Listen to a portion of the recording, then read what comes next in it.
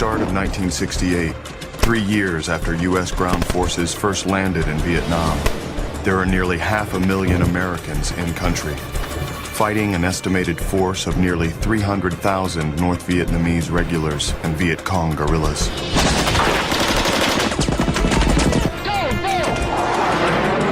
U.S. military strategy is a combination of bombing key industrial and supply sites in the north, while launching massive search and destroy operations in the south.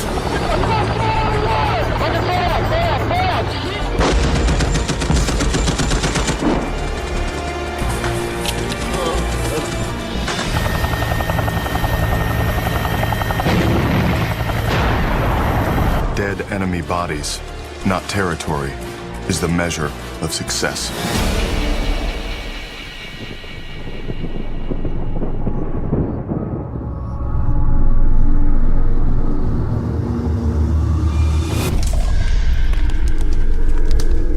With the numbers tipping firmly in America's favor, President Johnson and his top military advisors, including Overall Commander General William Westmoreland, assure the American people that victory is within reach.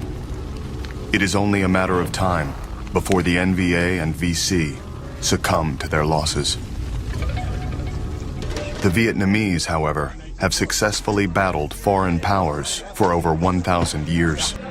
And with a population of over 16 million, the North is prepared and willing to replace their casualties. For U.S. troops in the field, this means they keep doing the same thing day in and day out, under the constant threat of an enemy that is anywhere and everywhere.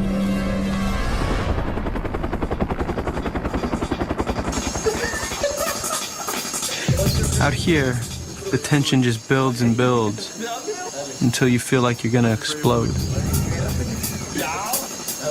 Most of these guys would give anything for an excuse to squeeze off a couple rounds. 19-year-old Second Lieutenant Barry Romo has been in Vietnam for 6 months. He spent most of that time leading search and destroy missions. Guys will do anything to break the tension. It's some of the blackest humor I've ever seen. Guys play mumbly peg with bayonets, throwing them at each other's feet, moving them closer and closer together. And I told him, I said, well, if you injure yourself, you're going to be walking around here with that. And they didn't care. That whole question of just dealing with the incredible tension and stuff, and jokes and dirty humor, and when you're in the rear area, prostitutes and drugs and other things. That was real.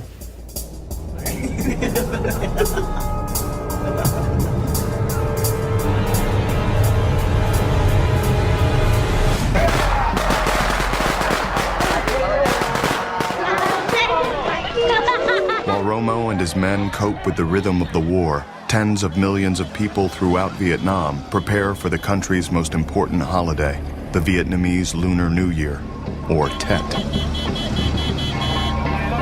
Tet marks the arrival of spring, a time to pay tribute to ancestors and look forward to good fortunes in the new year.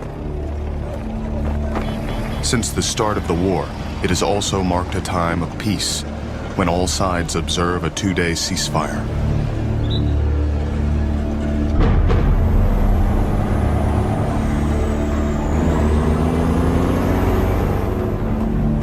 A lot of South Vietnamese soldiers have already headed home, though.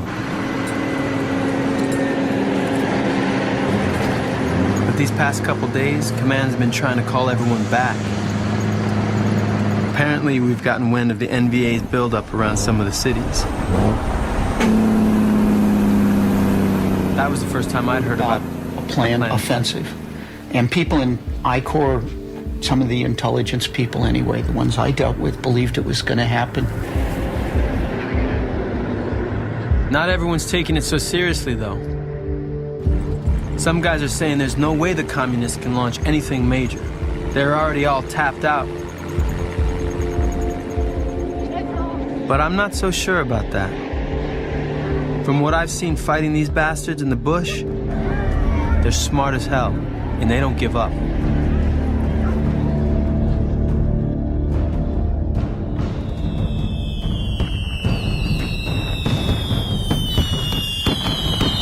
But as the sun sets on January 30th, 1968, many expect this year will be like every other, a night of peaceful festivities.